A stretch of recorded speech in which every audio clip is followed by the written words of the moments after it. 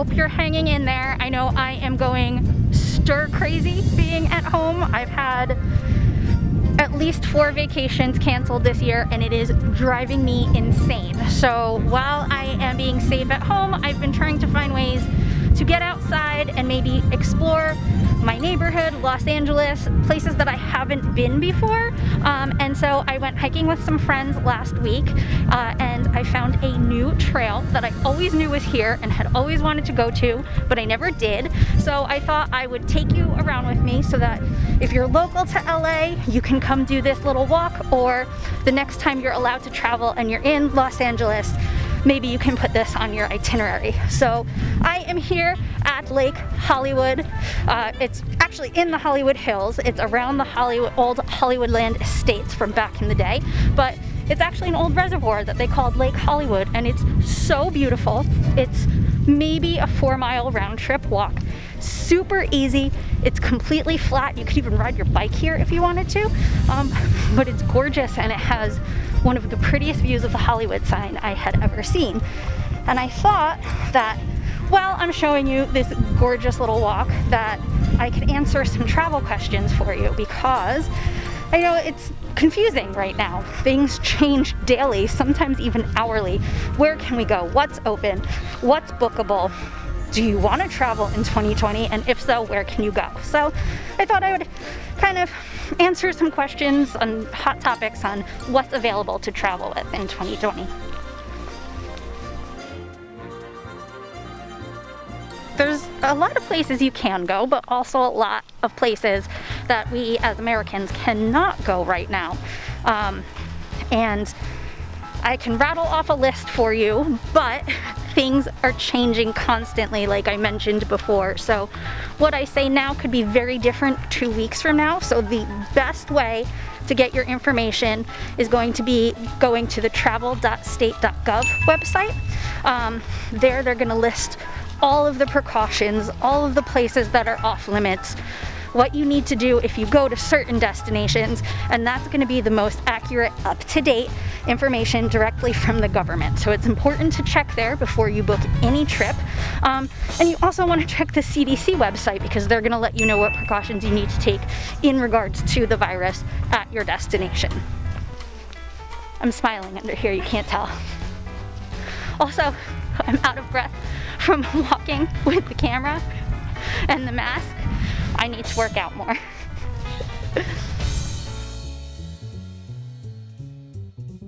We all know that we're supposed to be quarantining in general anyway, but what happens if you travel? Before you travel, while you travel, after you come home? And this again is where you're gonna have to check that travel.state.gov website, because it's going to have all of the guidelines. As I'm filming this, Hawaii in particular, even though it is part of the United States, it has one of the strictest travel policies for US citizens. They actually have their borders closed to everyone, and if you are going to arrive there, you have to self-quarantine for 14 days. It is mandatory. It is checked by their government. They do daily checks on you in your hotel room. You actually cannot even leave your hotel room. You can't rent a car. You have to have everything delivered to you at your hotel. And then after those 14 days are up, you are then free to go about your vacation. But of course, not everybody has a month-long vacation or 3 weeks of vacation to be able to travel, so it's important to check on those restrictions. As of right now, starting on September 1st, Hawaii will lift the mandatory quarantine as long as you have a negative COVID test within 3 days of entering. So then that's something that you have to plan for. How fast does it take to get your test? When can you schedule one? Canada and Mexico have currently closed their land borders through August 21st. So unless it's essential travel, you can't drive into either of those countries, but you can still fly. Most of Europe is off limits to us right now, and coming home we would have to quarantine. So that travel.state.gov website is the most important resource you have right now to see where you are able to go, what it looks like when you get there, and coming home, what that means, how long do you have to sit in the house.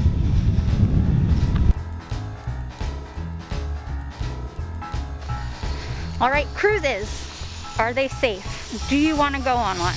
I know I miss them really, really badly, and I am craving being on a cruise. As I am filming this, just yesterday, the CDC released new guidelines for cruise lines. They are not allowed to sail through, until October 1st of this year. I have no idea whether or not that's going to change. They keep extending as they see fit and as the virus goes on. So, as of right now, no cruise ships are sailing anywhere through September 30th. Canada has closed all of their ports to vessels over 500 passengers through the end of October. So effectively that means the Alaska and Canadian sailing seasons have been canceled for 2020 because they don't sail later in the year. It's too cold up there. But hopefully we're going to see some Caribbean and Bahama sailings come back maybe October, November. But again, you have to check the CDC guidelines. I know that they are working really hard to mandate guidelines for every cruise line, how they need to clean, what they need to do to make sure people are safe, capacity limits, but you should check with your preferred cruise line too. Right now, every single cruise line is already putting out what they're planning to do to keep their passengers safe, their crew safe, all of the ships clean. And then as they get more mandates from the CDC, they update those procedures. So check with the CDC, check with your preferred cruise line, and then cross your fingers and hopefully we'll get to cruise, because I know I have one that I'm super looking forward to over Thanksgiving, and I really hope it happens. Okay, so we're about a mile into the walk. I don't want to call it a hike. It's definitely not a hike. It's super leisurely. And it's pretty sunny out. Normally I come here later in the afternoon. When I say normally, I've been here twice, but both, you know, I've been here later in the afternoon and it's all shade, which is really pleasant. But now I'm here midday and it's very bright and very sunny, which makes it look gorgeous. But if you are adverse to heat or the sun, maybe think about coming 4 p.m. or after, because then it's really pleasant. You can see behind me, you know, there's really nobody here. I think we've seen like 6 or 7 other groups of people. So it's a great place to come when you want quiet. If you're here and it's quarantine times, it's a really great place to come out and you can socially distance. But it's just a nice little unexpected place out of the hustle and bustle of LA and Hollywood. Behold, Lake Hollywood. Except it is not actually a lake, it is a reservoir used for drinking in LA. So there's no boating or fishing or swimming, which is why you see the big fence up, but it's still really gorgeous and there's lots of ducks, so that's fun.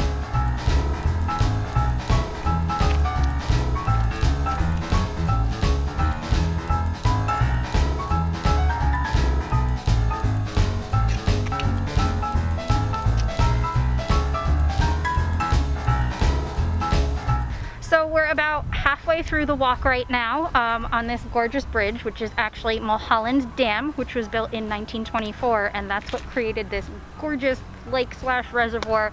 It's beautiful. That's the Hollywood sign behind me, and you're not going to be able to get that view anywhere else. It's just totally worth the hour it takes to do this little walk.